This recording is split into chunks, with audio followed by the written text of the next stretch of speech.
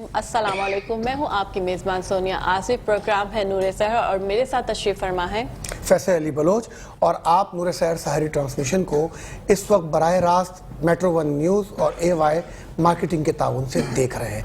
नाज़रीन कराम, इस बाबरकत महफिल का आगाज़ बाकायदा तौर पर हम तिलावत कलाम पाक से करेंगे। तिलावत कलाम पाक के लिए हम क़ारी मुसद्दिक़ुल अमीन साहब से गुजारिश करेंगे कि वो आप तक पहुँचाएँ। أعوذ بالله من الشيطان الرجيم بسم الله الرحمن الرحيم الحمد لله رب العالمين الرحمن الرحيم مالك يوم الدين إياك نعبد وإياك نستعين اهدنا الصراط المستقيم صراط الذين أنعمت عليهم غير المغضوب عليهم ولا الضالين بسم الله الرحمن الرحيم ألف لام ميم ذلك الكتاب لا ريب فيه هدى للمتقين الذين يؤمنون بالغيب ويقيمون الصلاة ومما رزقناهم ينفقون والذين يؤمنون بما أنزل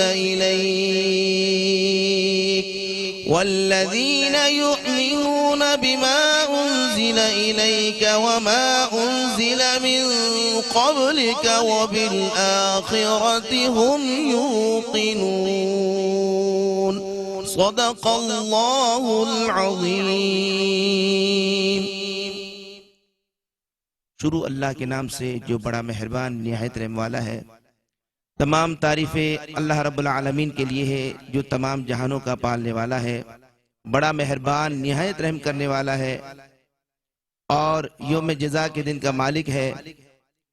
اللہ ہم خاص تیری ہی عبادت کرتے ہیں اور خاص تجھ ہی سے مدد مانگتے ہیں، اور ہمیں سیدھا راستہ دکھلا، راستہ ان لوگوں کا جن پر تیرا انعام ہوا ہے، اور ان لوگوں کے راستے سے ہمیں بچا جن پر تیرا غضب نازل ہوا ہے، اور جو لوگ گمراہ ہو چکے ہیں قبول فرما۔ شروع اللہ کے نام سے جو بڑا مہربان اور نہایت رحم والا ہے۔ واللہ اعلم بمرادی، یہ کتاب جس میں کوئی شک و شبہ نہیں ہے۔ جو لوگ اللہ پر ایمان لاتے ہیں اور آخرت پر ایمان لاتے ہیں اور نماز قائم کرتے ہیں اور آخرت پر یقین رکھتے ہیں، ان کے لیے بڑی کامیابی ہے، ان کے لیے یہ ہدایت کا سرچشمہ ہے، اور وہ آخرت پر یقین کرتے ہیں۔ وما توفیقی الا باللہ۔ کرام، اس وقت ہمارے ساتھ شرکائے محفل ہیں ستاریہ اسلامک انسٹیٹیوٹ کے پرنسپل علامہ عبدالخالق فرید صاحب، اسی کے ساتھ ممتاز نعت خواں محمد سلمان ستار صاحب، اور ہمارے ساتھ ہماری ریگولر نعت خواں محترمہ ہبہ محمود صاحبہ۔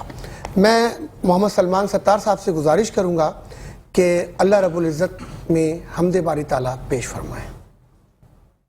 من الشیطان الرجیم، بسم اللہ الرحمن الرحیم۔ کوئی تو ہے جو نظام ہستی چلا رہا ہے، وہی خدا ہے، دکھائی نہ دے نظر کو وہ آ رہا ہے، وہی خدا ہے، وہی خدا ہے۔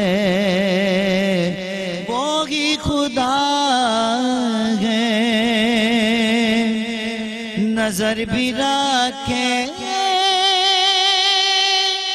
سماعت بھی وہ جان لیتا ہے نیتیں بھی نظر بھی رکھے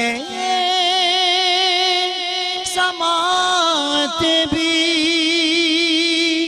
وہ جان لیتا ہے نیتیں بھی جو خانہ لا شعور میں جگ مگا رہا ہے وہی خدا ہے وہی خدا ہے وہی خدا ہے تلاش اس کو نہ کر بتوں میں وہ ہے بدلتی ہوئی رتوں میں تلاش اس کو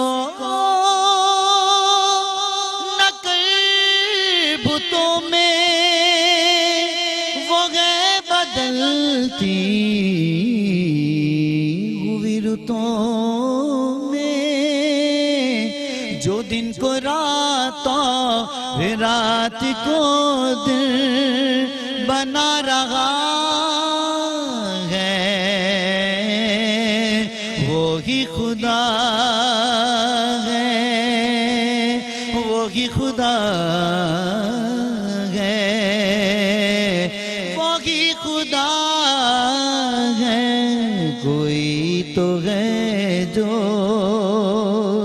نظام ہستی چلا رہا ہے وہی خدا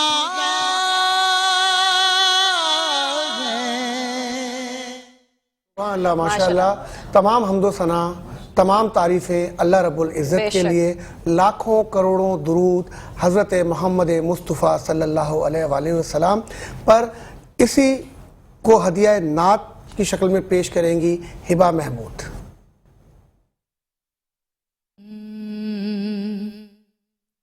آج محمد آئے مورے گھر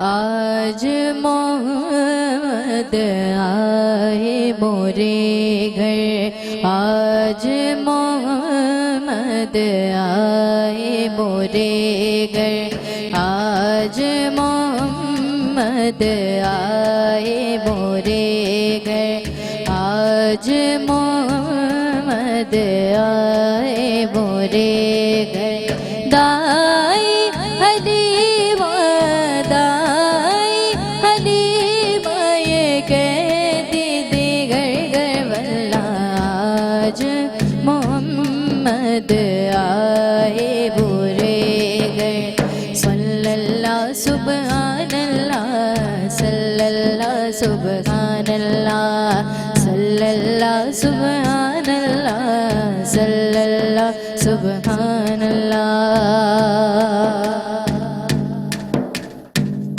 صبح ازل گئے چہرہ ان کا شام ابد ہے زلف کا سایہ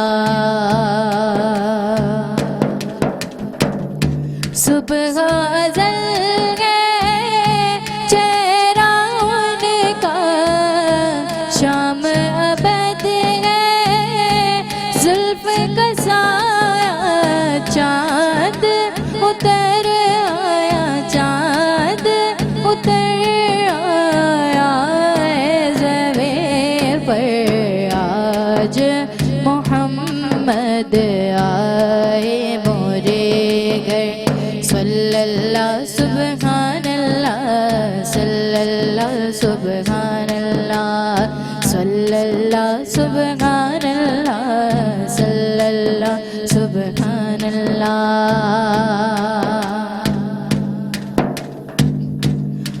میں نبی کا راج دلارا کتنا انوکھا کتنا پیارا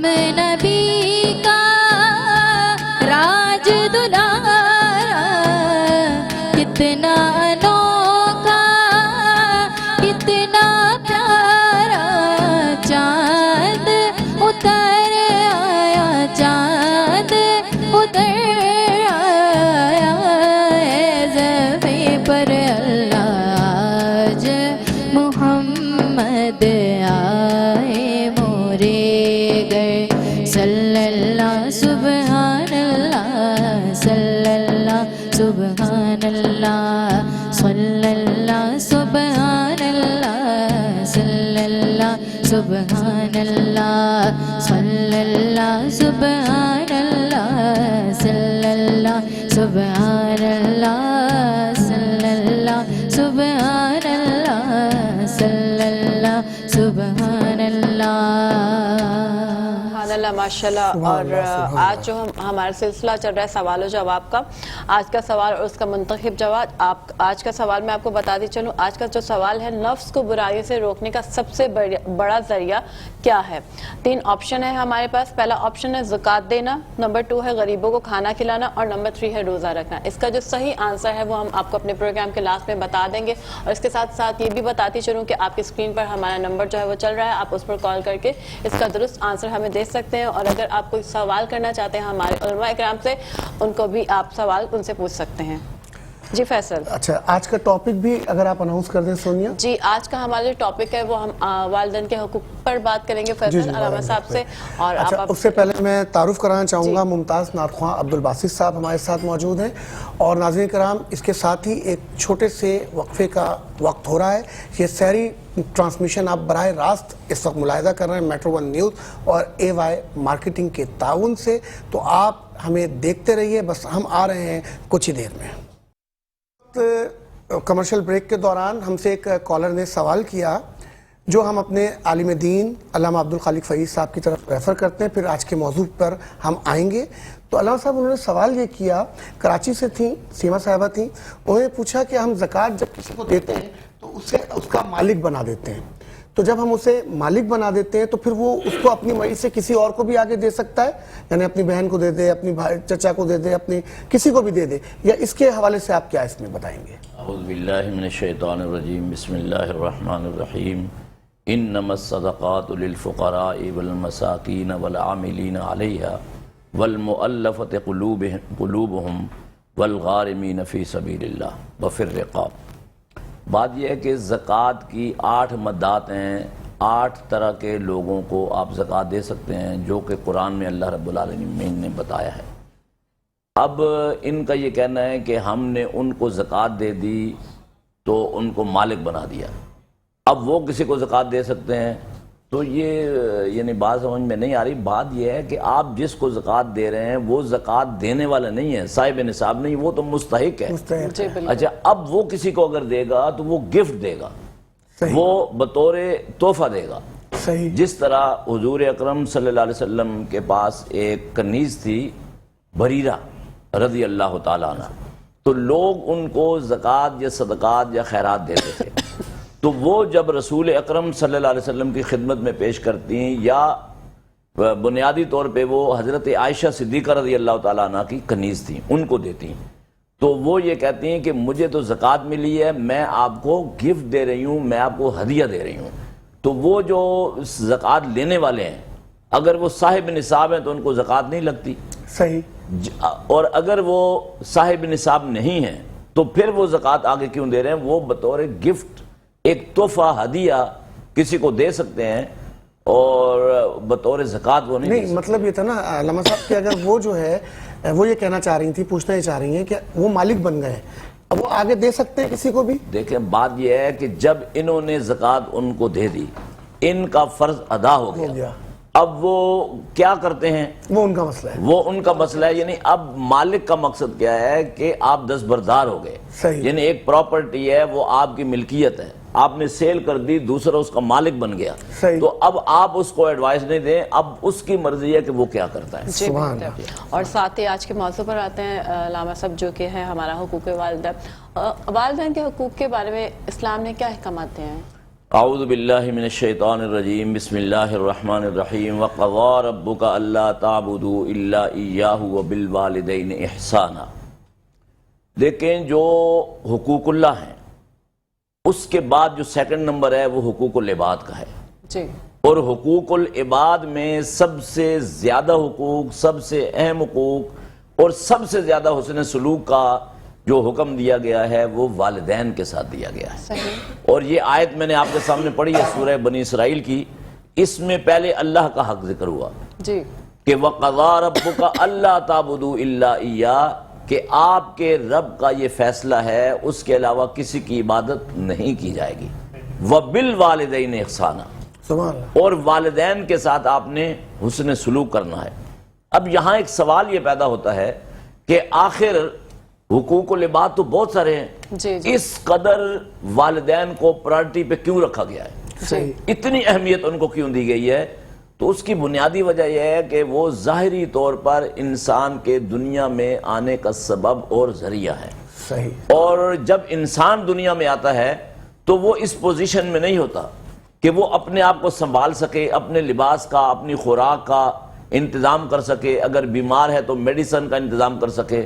تو وہ جو والدین ہیں وہ باقاعدہ سارے لوازمات اس کے لیے حاصل کرتے ہیں اور اس کی پرورش کرتے ہیں، اس کا خیال رکھتے ہیں. تو اس لیے اللہ رب العالمین نے والدین کے ساتھ حسن سلوک کا، والدین کے حقوق کی ادائیگی کا، ہر لمحے والدین کی خدمت کا، ان کو نظر شفقت اور رحمت کے ساتھ دیکھنے کا حکم دیا. اور حقوق العباد میں جتنی آیات قرآن مجید میں والدین کے ساتھ حسن سلوک کے بارے میں ہے، باقی دیگر جو عنوانات ہیں اس پر اتنی آیات مبارکہ نہیں ہیں. اچھا علامہ صاحب، آپ یہ جانتے ہیں کہ میں بچوں کو پڑھاتا بھی ہوں. تو ایک بچے سے میں نے کہا کہ تمہارے والدین یا والد تمہیں پڑھاتے ہیں، تمہارا حق ہے کہ تم اچھا پڑھو. تو اس نے مجھے جواب یہ دیا کہ یہ ان کا فرض ہے.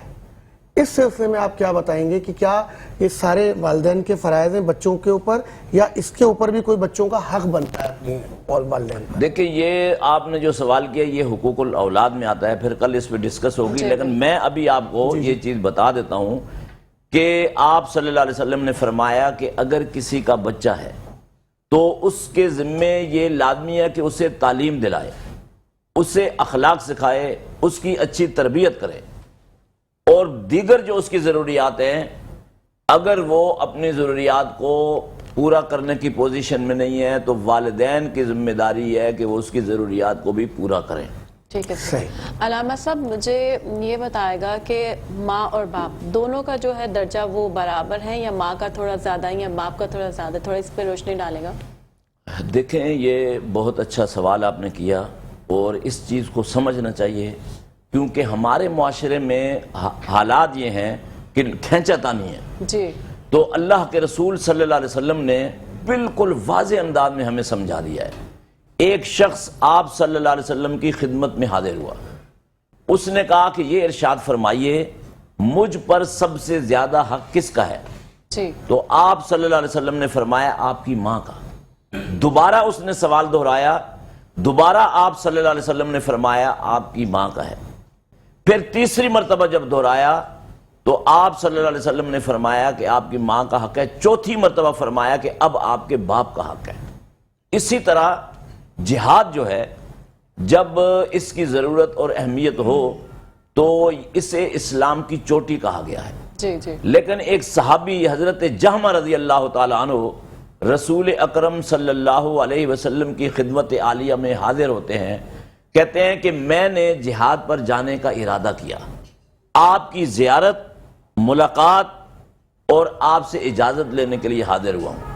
تو آپ صلی اللہ علیہ وسلم نے فوراً اس سے پوچھا جہمہ ہل لک من امن، کیا آپ کی والدہ زندہ ہیں؟ اس نے جواب دیا جی ہاں زندہ ہے. فرمایا الزمہا فإن الجنت تحت رجلہا، اور ایک حدیث میں یہ الفاظ ہیں کہ الزمہا فإن الجنت عند رجلہا، فرمایا جا کر ماں کی خدمت کرو، اس لیے کہ جنت کو اللہ نے ماں کے قدموں کے نیچے یا ماں کے قدموں کے پاس رکھ دیا ہے۔ تو ماں کا جو درجہ ہے وہ بہت بلند ہے اور بہت اونچا ہے۔ اس میں میں یعنی کہ اس کی کیا وجہ ہے، یعنی ہر اسلامی حکم احکام کا ایک فلسفہ موجود ہے، ایسا نہیں ہے کہ ایسے کہہ دیا۔ اس کی وجہ یہ ہے کہ ماں جو خدمت کرتی ہے اولاد کی، بے شک وہ کسی اور کے بس میں نہیں ہے، اور جو ماں قربانی دیتی ہے وہ بھی کسی اور کے بس میں نہیں ہے۔ ایک حدیث میں آیا کہ ایک خاتون مانگنے والی ام المومنین حضرت عائشہ رضی اللہ تعالیٰ عنہ کے پاس آئیں، اور حدیث میں آیا کہ 2 بیٹیاں چھوٹی اس کے ساتھ تھیں، تو حضرت عائشہ رضی اللہ تعالیٰ عنہ نے 2 کھجوریں موجود تھیں ان کو دے دی، تو اس خاتون نے ایک کھجور کو 2 حصوں میں تقسیم کر کے دونوں چھوٹی بیٹیوں کو دیا اور ایک کھجور اپنے منہ میں رکھی۔ اچھا وہ بھوکی تھیں بچیاں، فوراً انہوں نے کھجور کو نگل لیا، پھر ایسے ہاتھ پھیلا دیا، تو وہ جو ماں تھی اس نے منہ سے وہ کھجور نکال کر پھر 2 حصوں میں تقسیم کر کے دونوں بیٹیوں کو دے دی۔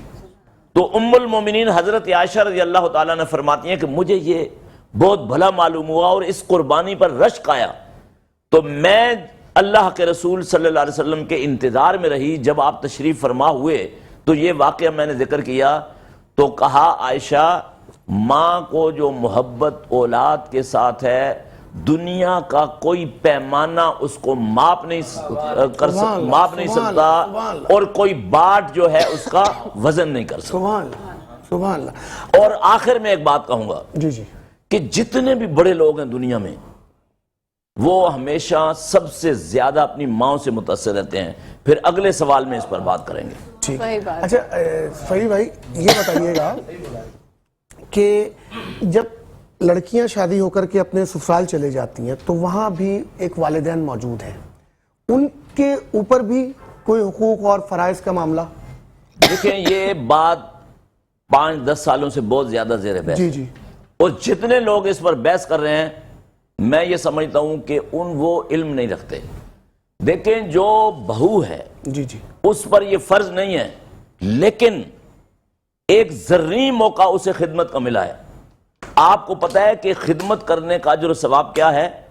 رسول اکرم صلی اللہ علیہ وسلم نے فرمایا من نفس عن مسلم قربۃ من قرب الدنیا نفس اللہ عنہ قربۃ من قرب الآخرہ، کہ جس نے اپنے کسی ایک بھائی کسی ایک مسلمان کی سے ایک اس کا دکھ اور غم دور کیا، اللہ اس کے آخرت کے غموں کو دور کر دے گا۔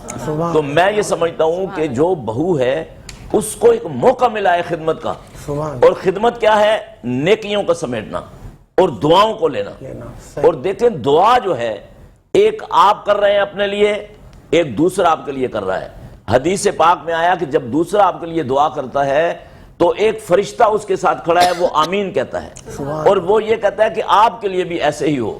یعنی دعائیں لینے اور ثواب سمیٹنے کا یہ ذرّی موقع ہے۔ اگر کسی گھر میں جو ہے وہ ساس موجود ہے، سسر موجود ہے، تو اس چیز کو اس میں زیر بحث نہیں لانا چاہیے کہ بھائی ان کے ذمے ہے یا نہیں ہے۔ میں یہ سمجھتا ہوں کہ یہ راہ فرار اختیار کرنا ہے اخلاقی اقدار سے، اور یہ جو اخلاقی اقدار ہیں یہ ہمارے معاشرے کا حصہ ہیں، بلکہ ہمارے معاشرے کی یہ روح ہے۔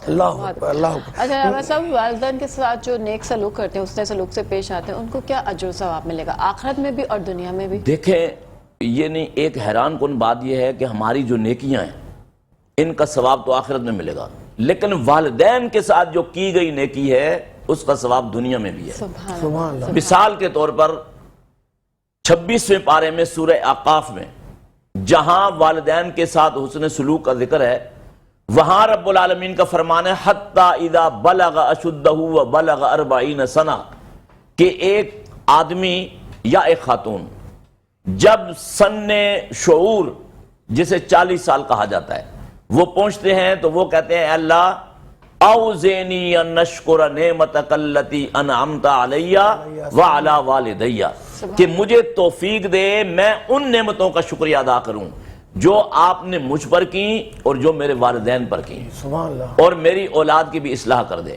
سبحان اللہ۔ اب جب وہ یہ دعائیں مانگ رہا ہے یا خاتون مانگ رہی ہے، تو اب رب العالمین کا کیا جواب ہے؟ اولئک الذین نتقبل عنہم احسن ما عملوا ونتجاوز عن سیئاتہم، کہ یہ وہ لوگ ہیں ان کی نیکیاں ہم قبول کر رہے ہیں، لیکن غلطیاں بھی انسان سے ہو جاتی ہیں۔ بلا شک۔ کہا غلطی کا ان کو گناہ نہیں ہے، والدین کی خدمت کی بدولت نتجاوز عن سیئاتہم، ہم ان کی غلطیوں کو نظر انداز کر دیتے ہیں۔ سبحان اللہ، اور فی اصحاب الجنہ، سبحان کسی کو نہیں پتا کہ وہ جنت میں جائے گا نہیں جائے گا، لیکن والدین کا جو خدمت گزار ہے سبحان اسے رب نے ڈگری دے دی، کافی اصحاب الجنہ، کہ والدین کا خدمت گزار یہ جنتی ہے، یہ جنت میں جائے گا۔ اور دیکھیں حضور اکرم صلی اللہ علیہ وسلم کی ہستی مبارک جو ہے اس سے بڑا نمونہ عمل نہیں ہے۔ بلا شک۔ آپ صلی اللہ علیہ وسلم کی جو والدہ تھیں، والدہ ماجدہ حضرت آمنہ، وہ آپ چھوٹے تھے، بہت کم سن تھے، چند سال کے تھے، تو وہ دنیا سے چلی گئیں، انتقال کر گئیں۔ اب آپ صلی اللہ علیہ وسلم کو ان کی رضائی ماں جو تھی حلیمہ سعدیہ، وہ ملی، وہ موجود تھیں۔ اب ایک جنگ میں جسے غزوہ حنین کہا جاتا ہے، آپ صلی اللہ علیہ وسلم اس سے جب واپس پلٹے تو 6000 قیدی آپ کے ساتھ تھے، اور 24000 اونٹ تھے مال غنیمت کے، اور 40000 بکریاں تھیں، جی۔ اور 4000 اوقیہ چاندی تھی۔ چاندی تھی، صحیح۔ تو جب ان کو لے کر چلے تو حلیمہ سعدیہ آئیں ایک مقام پر، جارانہ ایک مقام ہے، یہ طائف اور مکہ کے درمیان میں ایک قصبہ ہے، جی۔ تو وہاں پر آپ نے پڑاؤ ڈالا ہوا تھا، تو حلیمہ سعدیہ آ گئیں، تلاش کرتے ہوئے آپ کے خیمے تک پہنچی، ملاقات ہوئی، تو آپ صلی اللہ علیہ وسلم نے جو اپنی کملی تھی مقدس چادر اوڑے ہوئے وہ اتار کر نیچے بچھا دی سبحان اللہ، اور حلیمہ کو بٹھایا۔ سبحان اللہ۔ اب ایک صحابی یہ منظر دیکھ رہے تھے تو کہنے لگے اللہ کے رسول، ایک بزرگ خاتون، ہمیں آپ حکم دیتے تھے، آپ نے اتنی خدمت کیوں کی؟ کہا یہ میری رضائی ماں ہے، جس نے میری پرورش کی، جس نے مجھے دودھ پلایا۔ اب اس سے بڑی بات میں کہنے لگا ہوں کہ حلیمہ نے کہا کہ اللہ کے رسول، آپ جن کو گرفتار کر کے لائے یہ تو خالائیں ہیں آپ کی، یہ آپ کے چچا ہیں، یہ آپ کے ماموں ہیں، یعنی رشتے میں رضائی طور پر، تو ان کو رہا کر دیں۔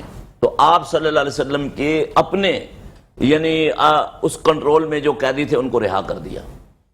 اور پھر صحابہ کرام نے جب دیکھا تو اب دیکھیں کل بھٹو صاحب کی برسی ہے، جی تو جی۔ آج میرے ذہن میں یہ بات آ رہی تھی کہ 93,000 قیدیوں کو رہائی کے لیے انڈیا سے انہوں نے کیا پاپڑ پیلے تھے، اور یہاں 6,000 قیدی ہیں۔ آپ صلی اللہ علیہ وسلم کے عمل کو جب صحابہ نے دیکھا تو آپ نے ان سے اپیل کی، کہا آپ کو اختیار ہے ان کو چھوڑیں یا نہ چھوڑیں، مال غنیمت کے طور پہ یہ آپ کے پاس آ چکے۔ تو انہوں نے فوراً 6,000 قیدیوں کو رہا کر دیا، اور دنیا میں اتنی آسان مثال قیدیوں کی رہائی کی اور رضائی ماں کی عزت و احترام کی آپ کو نہیں ملے گی۔ اور انہوں نے آپ صلی اللہ علیہ وسلم کو ایسے فالو کیا جیسے کسی نے کہا راہ حق میں تھی دوڑ اور بھاگ ان کی، فقط حق کے لیے تھی جس سے تھی لاگ ان کی، خود بخود بھڑکتی نہ تھی آگ ان کی، شریعت کے قبضے میں تھی باغ ان کی، جہاں کر دیا گرم گرم آ گئے وہ، جہاں کر دیا نرم نرم آ گئے وہ۔ اور میں اس کے ساتھ ساتھ اس خطے کی بھی ایک مثال آپ کو دینا چاہوں گا۔ شاعر مشرق، شاعر اسلام، معمار پاکستان اور معمار تحریک آزادی جناب ڈاکٹر علامہ محمد اقبال رحمۃ اللہ علیہ، وہ میونخ یونیورسٹی جرمن میں زیر تعلیم تھے اور فلسفی میں وہ ماسٹر کر رہے تھے۔ ان کو ماں کی وفات کی اطلاع ملی تو گریہ کی کیفیت طاری ہو گئی، پریشان ہو گئے، جذبات جو تھے ان کا ایک تلاطم جسم میں اٹھا، تو فی البدی انہوں نے ماں کی شان میں ایک نظم کہی، چند اشعار میں وہ آپ کو سنا کر پھر بات کو ختم کروں گا۔ علامہ اقبال کہتے ہیں تربیت سے تیری میں انجم کا ہم قسمت ہوا، گھر میرے اجداد کا سرمایہ عزت ہوا، دفتر ہستی میں تھی زریں ورق تیری حیات، تھی سراپا دین و دنیا کا سبق تیری حیات، زندگی کی اوجگاہوں سے اتر آتے ہیں ہم، آغوش مادر میں طفل سادہ سے رہ جاتے ہیں ہم، آسماں تیری لحد پہ شبنم افشانی کرے، سبزہ نورستہ تیرے گھر کی نگہبانی کرے۔ واہ سبحان اللہ۔ ناظرین کرام، علامہ عبدالخالق فیض صاحب سے گفتگو کا سلسلہ جاری رہے گا۔ اس وقت ہم ہمارے ساتھ موجود ہیں ممتاز نعت خواں عبدالباسط صاحب، ان سے کہیں گے کہ ہدیہ کلام پیش کریں۔ سر میں یہ سمجھتا ہوں کہ جو علامہ صاحب نے گفتگو کی، اللہ پاک ان کا سایہ دادے ساتھ انہوں نے ماں کا ذکر کیا، میرے والد گرامی نے بھی ایک ماں کی شان پیش کی ہے، میں وہ موضوع سمجھ کے پیش کرتا ہوں، پھر آپ کا جو فرمائش کلام ہے وہ جی بالکل انشاءاللہ۔ موسیٰ گئے جو طور پہ اللہ نے کہا آنا سنبھل کے طور پہ، اے موسیٰ تم ذرا ماں کی دعا کے ساتھ تم آتے تھے طور پر، اب پیچھے موسیٰ آپ کی ماں کی نہیں دعا، ماں تو ماں ہے، ماں تو ماں ہے، ماں سے نہیں ہے کوئی جہاں میں بڑھ کر، پیر قطب ابدال قلندر اس کے دم سے پیمبر، ماں تو ماں ہے۔ فیصل بھائی سنیے گا، ماں والو تم خوش قسمت ہو کہ زندہ تمہاری ماں ہے،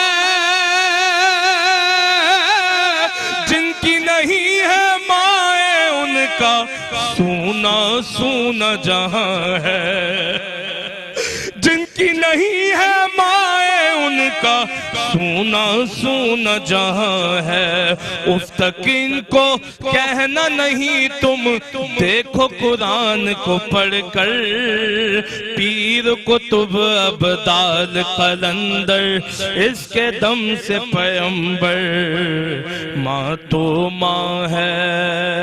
ایک بچے کا اپنی ماں سے کیا محبت کا تعلق ہے، سماعت فرمائیں۔ سینے لگائے جھولا جھولائے اپنا خون پلائے،